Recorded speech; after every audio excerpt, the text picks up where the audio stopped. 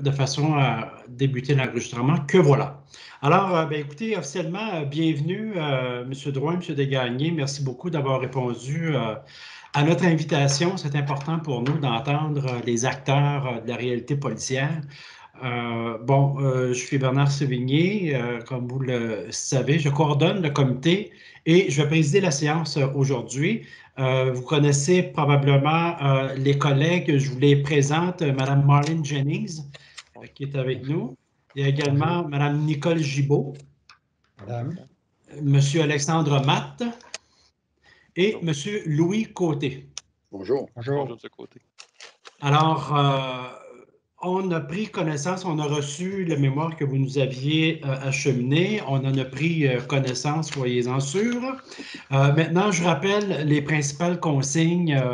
Vous avez 10 minutes, une présentation de 10 minutes. Et lorsqu'il va rester 1 minute, je vais vous faire signe, vous demander de conclure si on se rend là. Et par la suite, on a 20 minutes d'échange et de questions de la part des membres du comité. Là, je comprends qu'il va y avoir une présentation, il va y avoir un partage d'écran également.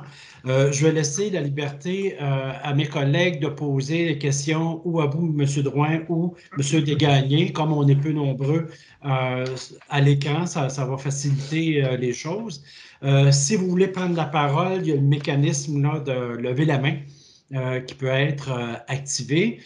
Sinon, évidemment, la rencontre est enregistrée et l'enregistrement va être rendu public demain, va être déposé sur le site Internet du ministère de la Sécurité publique. Mais sachez que les mémoires d'aujourd'hui sont en ligne présentement.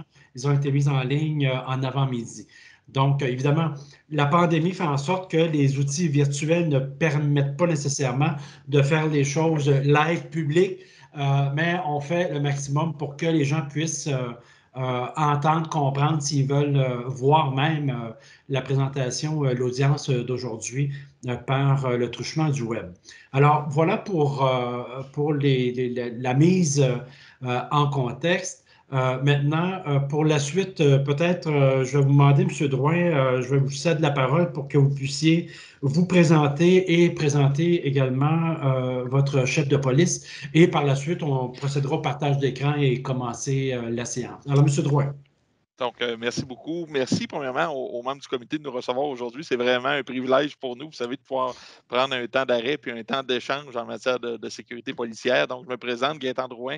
Je suis directeur général adjoint, responsable des services de proximité à la ville de Lévis et conseiller stratégique en sécurité civile. Je suis accompagné aujourd'hui de M. Michel Desgagnés, notre directeur du service de police, un monsieur qui possède une vaste expérience dans les opérations policières, dans la gestion des services de police. Donc, c'est un privilège pour moi d'avoir Michel à nos côtés.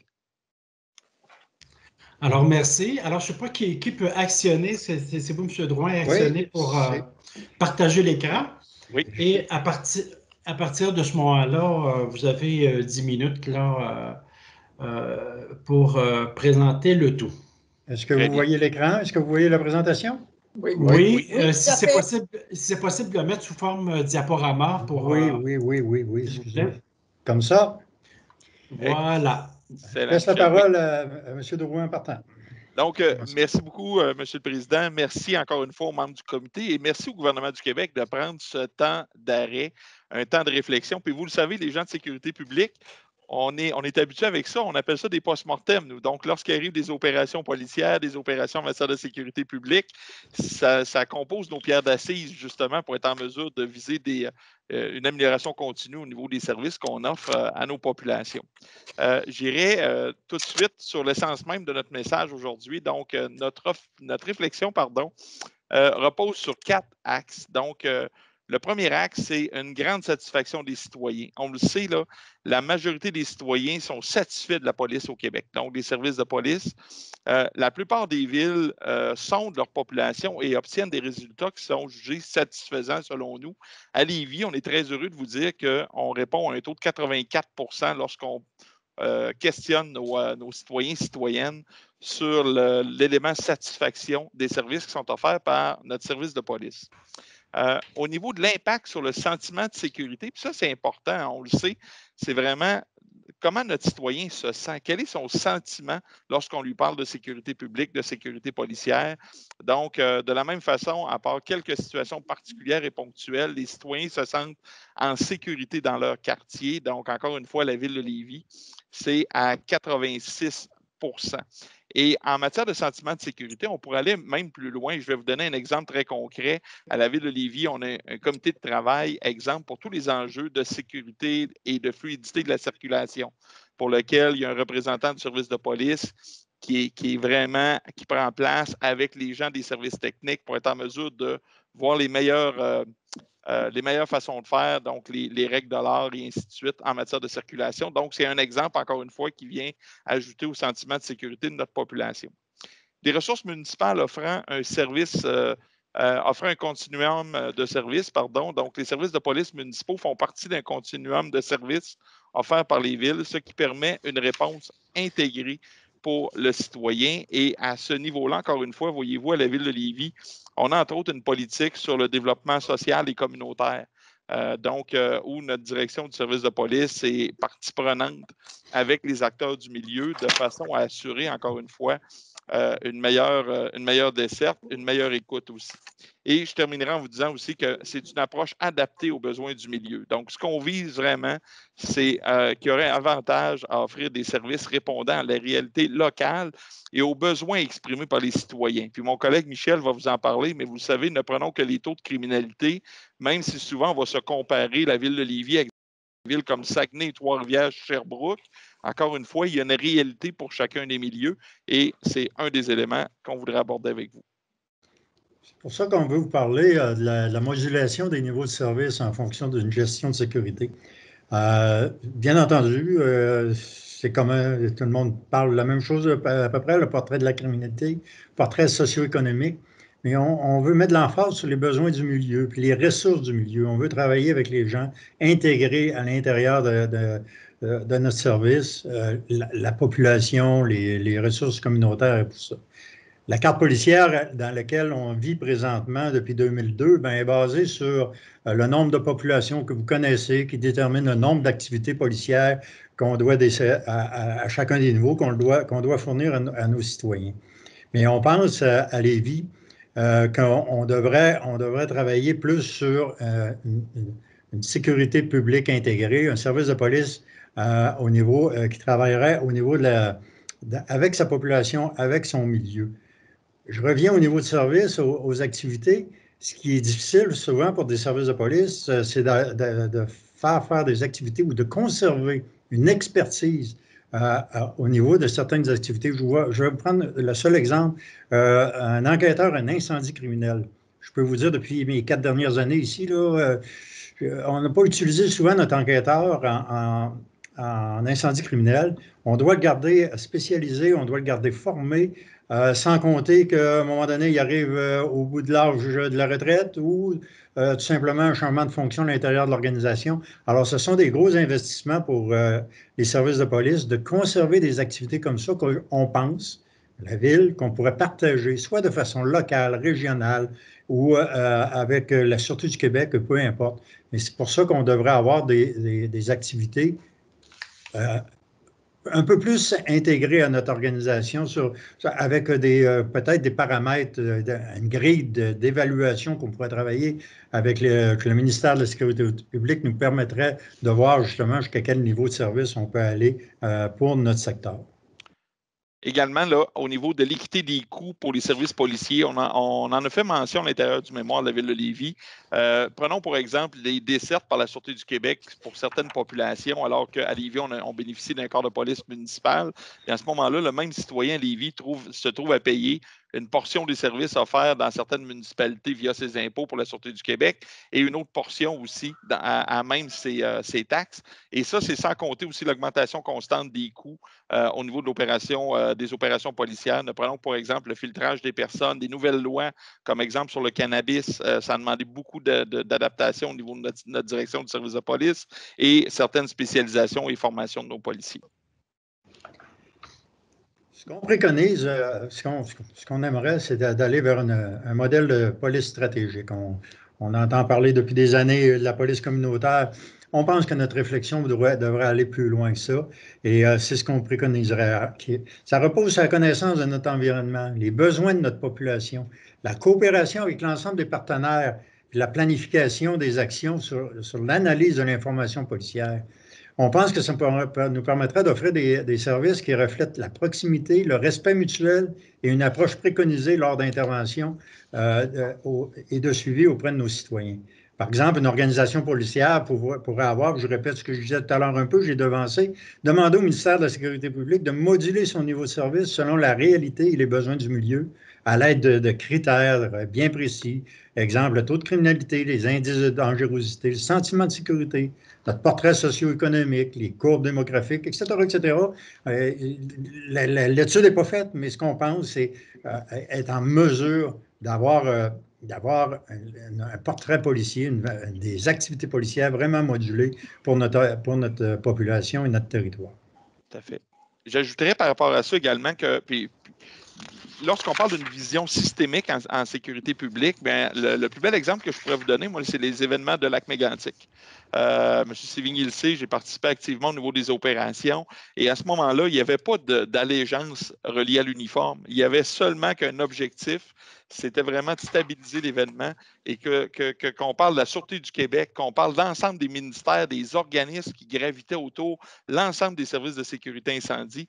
Donc, on a pris les bons pouvoirs, les bons règlements, les bonnes lois pour être en mesure de se gouverner. On vise la même chose et ça va plus loin aussi. Vous savez, le citoyen aujourd'hui, je pense qu'il s'y perd en matière de sécurité publique. La distinction entre une sécurité publique, la sécurité civile, la sécurité incendie, les forces policières, on pense même, puis on en a fait mention à l'intérieur du mémoire, que ça devrait partir à l'école en tout jeune âge.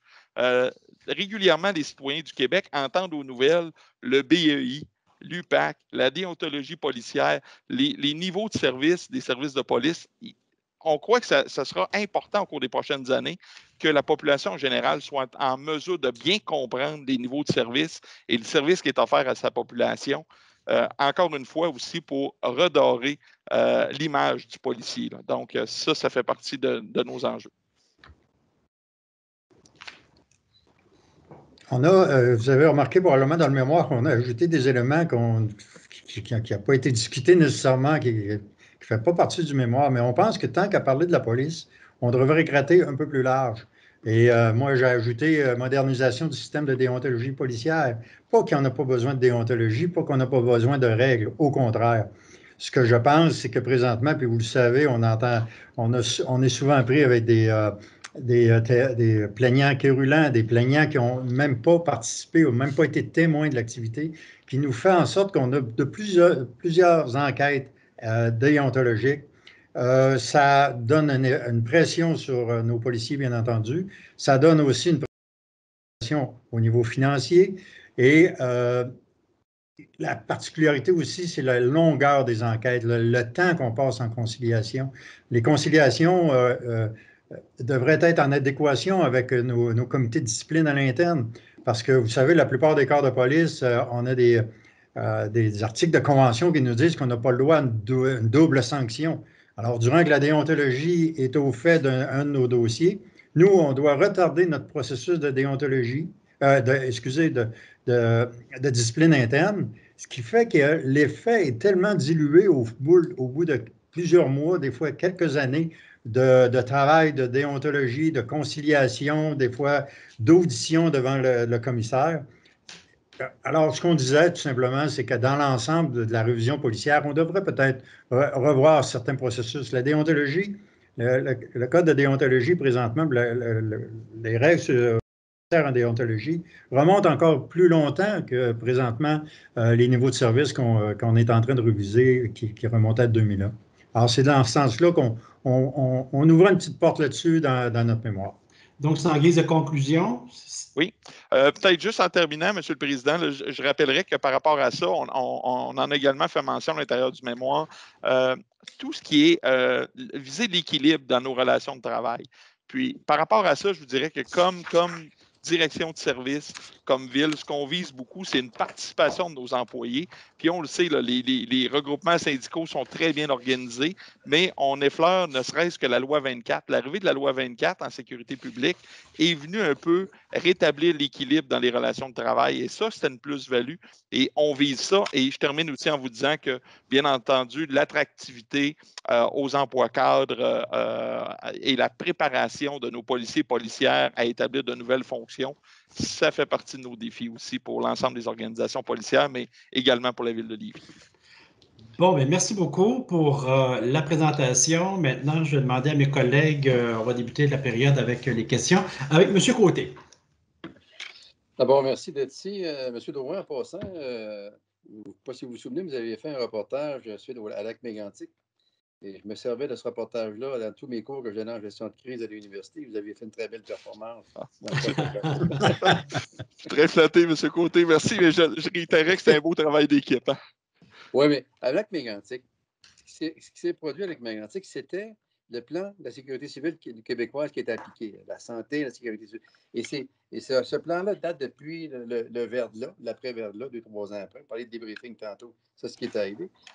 Mais ça a été un bel exemple de coordination des forces vives à travers le plan de sécurité civile. Mais à travers tout ça, Lac-Mégantic, c'est une des plus grandes scènes de crime que le Québec n'a jamais vécues. Et ça m'amène au partage des responsabilités, surtout au niveau des policiers. Vous savez que la DPQ a soumis un rapport où on propose l'abolition des niveaux 1 et 2, puis en même temps faire en sorte que la Sûreté du Québec remorde du territoire, regarde, sa masse pour jouer son rôle de police nationale qui ont été obligés de jouer à Lac-Mégantic, dans le fond, pour plusieurs raisons. Comment vous voyez cette situation-là présentement? Là? C'est un bel exemple, Lac-Mégantic. M. Drouin, là, c'est un des plus beaux exemples de coordination des forces vives, de la police, le ministère des Transports, la santé, les affaires sociales, nommez-les tous. Comment vous voyez ça maintenant, la discussion qu'il y a par rapport à la carte policière et à la nécessité de garder à la Sûreté du Québec, comme police nationale, des forces vives pour être capable de répondre à des opérations d'envergure, exemple Lac-Mégantic que vous connaissez parfaitement bien? Mais je ferais deux éléments, je pense, importants de ce côté par rapport à ça. Première des choses, l'importance d'un corps de police municipal lorsqu'on dessert une ville d'une certaine envergure, comme Lévis, exemple, c'est vraiment le service de proximité qu'on pense qu'on est en mesure d'offrir et qu'on doit maintenir auprès de nos différentes populations. Vous savez, il y a eu des unités spécifiques au niveau des services de proximité dans différents corps de police. Malheureusement, c'est resté, on appelait ça souvent la police communautaire, c'est devenu certains policiers ou policières qui faisaient partie d'une escouade qui se voulait communautaire. C'est pas ça du tout notre vision des choses. Et c'est surtout pas ça, puis je laisserai Michel compléter.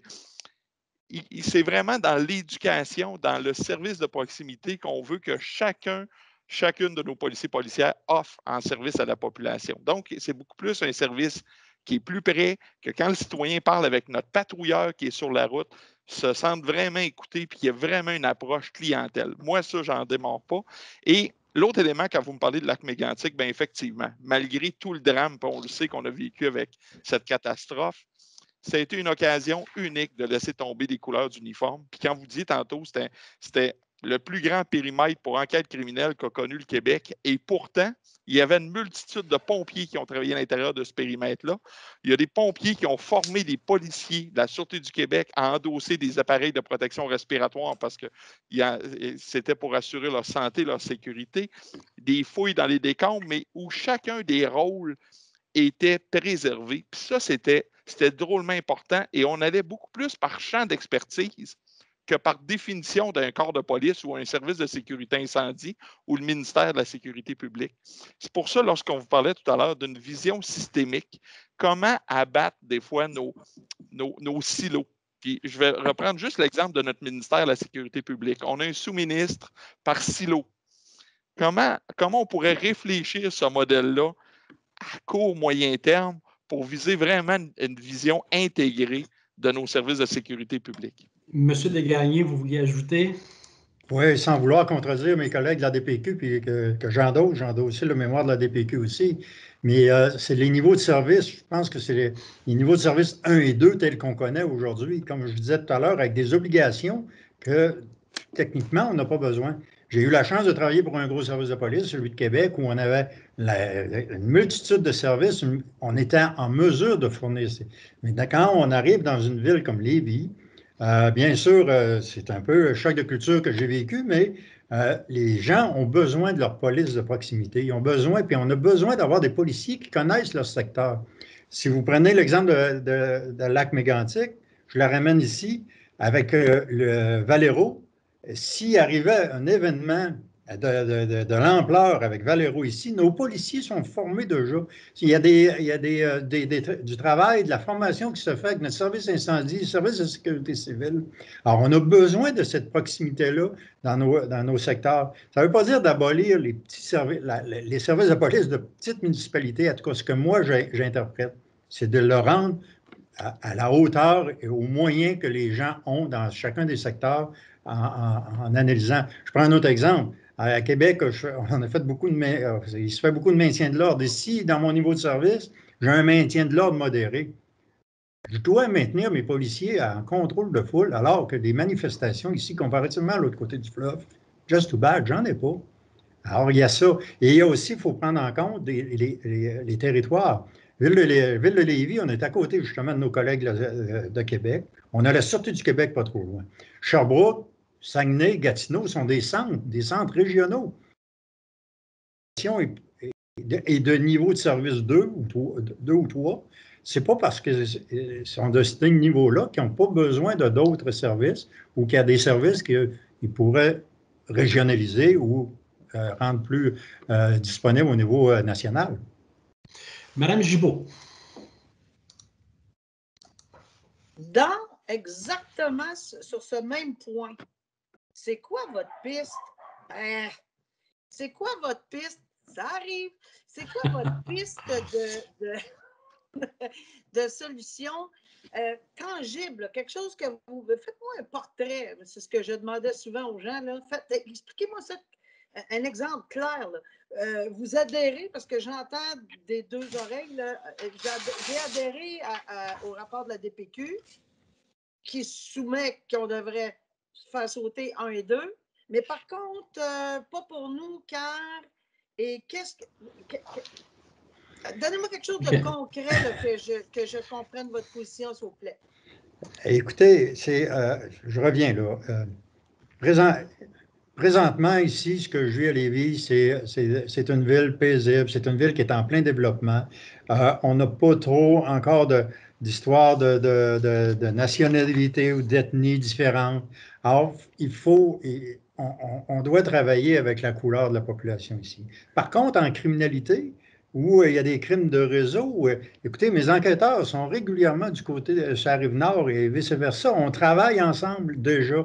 Est-ce qu'on pourrait, certains services comme ceux-là, effectivement, les rendre régionaux avec une organisation particulière, mais conserver une proximité avec notre population, être en mesure quand même de donner des signes?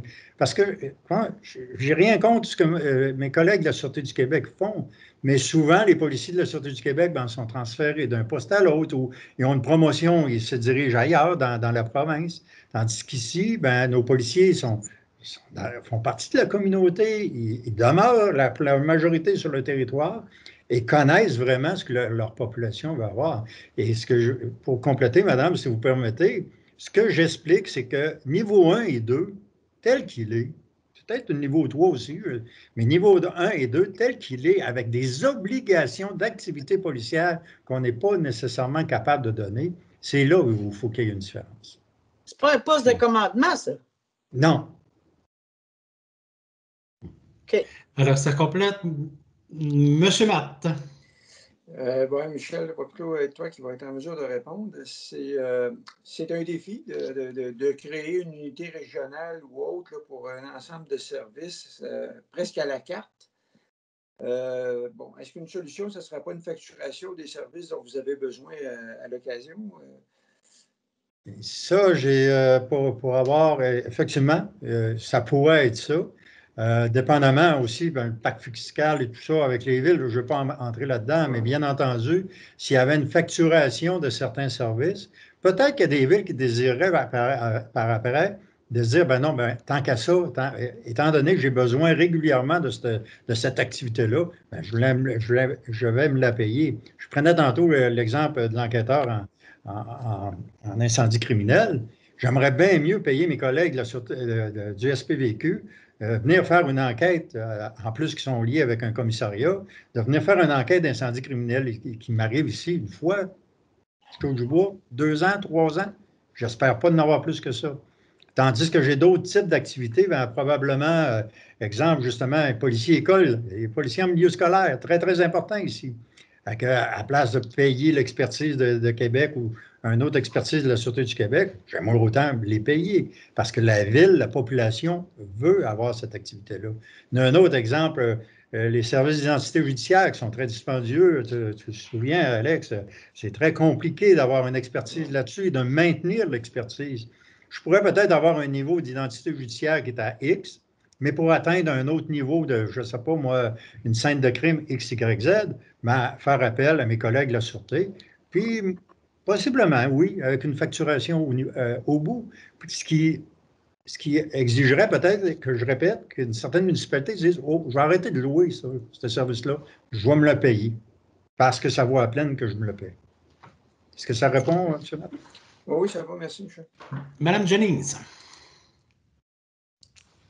Oui, merci beaucoup. J'ai trouvé votre présentation très intéressante et j'aimerais revenir sur la question du financement parce que ce n'est pas juste vous de qui on entend parler que le système de financement de nos services de police n'est pas équitable, que des villes qui ont leur propre service de police, peu importe le niveau, payent via leur taxe foncière 100% des coûts, tandis que pour notre police nationale, la Sûreté du Québec, une partie de leurs impôts vont également pour subventionner.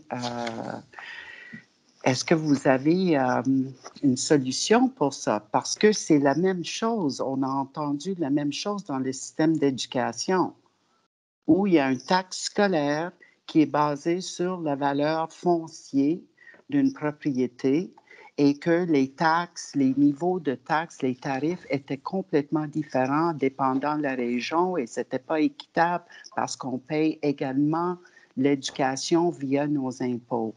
Alors, j'aimerais savoir si vous avez une piste de solution peut-être. Je me permets, puis j'inviterai mon collègue à compléter, madame. Vous touchez à un point vraiment sensible qui est très épineux. Puis on comprend aussi que pour certaines petites municipalités en région, des fois, ça peut devenir très difficile de payer le coût réel pour le service de police de la Sûreté du Québec. Mais en même temps, comme on le mentionnait tout à l'heure, comment amener une forme d'équité? Nous, ce qu'on pense, un des éléments, c'est peut-être par une analyse de risque. Puis vous en avez parlé tout à l'heure, puis de ça, on pourrait s'inspirer un peu des schémas de couverture de risque en sécurité incendie. Donc, tous ces schémas-là ont reposé sur une analyse de risque de territoire, comme le fait aussi un service de police au niveau de sa criminalité. Donc, il y a plusieurs. Moi, ma proposition par rapport à ça, ça pourrait être vraiment d'avoir une vraie table de travail, une vraie concertation pour être en mesure de mettre les coûts sur la table, puis qu'avec la même assiette fiscale, qu'on soit en mesure de déterminer les offres de services pour l'ensemble du Québec. Et je pense que ça aiderait grandement à bien comprendre exactement tantôt ce que Michel vous mentionnait en parlant des différences. Quand je prends une ville, puis j'ai été plusieurs années à la ville de Sherbrooke, la criminalité, c'est complètement différent. Les réalités du territoire, même si c'est deux villes qui peuvent se ressembler au niveau de la superficie, du nombre de population, on est vraiment ailleurs dans l'offre de services. Ce n'est pas les mêmes réalités, ce n'est pas les mêmes problématiques. Donc, en allant vraiment analyser les probabilités, l'impact, quel serait vraiment le bon taux de facturation par rapport à ça. Puis comme M. Matt l'amenait tout à l'heure aussi, c'est de dire, est-ce que si le financement était adéquat, est-ce qu'une ville comme Lévis pourrait à ce moment-là se payer certains services ou lorsqu'elle demande de l'aide à la Sûreté du Québec, payer cette aide-là? Mais la question se pose. Je pense que ça pourrait être intéressant. C'est bon, Mme Jennings. Moi, je vais vous en poser une question. Vous avez soulevé, puis vous le faites dans votre mémoire, la question des relations de travail puis du contrepoids. Est-ce que, puis là, je veux pas que vous répondiez pour votre conseil municipal. Est-ce que, en fait, la question est pourquoi la Ville de Lévis n'utilise pas les outils qu'elle a déjà dans son coffre à outils, notamment des dispositions pour pouvoir négocier une convention collective sur de nouvelles bases et à la limite se rendre jusqu'à la loi spéciale à l'Assemblée nationale. Ça existe, c'était le projet de loi 110. Alors, il y a des outils. Alors, pourquoi vous évoquez ce déséquilibre-là, encore une fois? Est-ce que vous souhaitez une meilleure intervention de Québec dans ces relations-là? Je vous dirais, M. le Président, par rapport à ça, ce qui est un peu embêtant, c'est qu'au niveau de la fraternité des policiers et policières au Québec, c'est très bien organisé. Puis ce qu'on vise aussi aujourd'hui dans l'ère moderne des relations de travail, c'est aussi d'aller toucher l'ensemble de nos employés et non pas les membres. On veut vraiment, puis notre direction de service de police, ce qu'elle désire aussi, c'est impliquer les employés dans des projets d'amélioration continue, dans des images de marque, donc à différents niveaux. Et donc, ça, c'est une première vision. Puis la même chose en santé-sécurité au travail. Lorsqu'on parle de santé-sécurité au travail, il ne faut pas que ça redevienne un deuxième comité de relations de travail. Ça doit vraiment être des employés qui sont représentatifs du milieu, puis dans lequel on est en mesure de discuter puis d'échanger toujours sur une base d'amélioration continue. Vous avez raison aussi quand vous évoquez différentes lois. Tout à l'heure, j'en parlais aussi, la loi 24. La dernière négociation, c'est bien déroulé, même j'oserais dire très bien déroulé.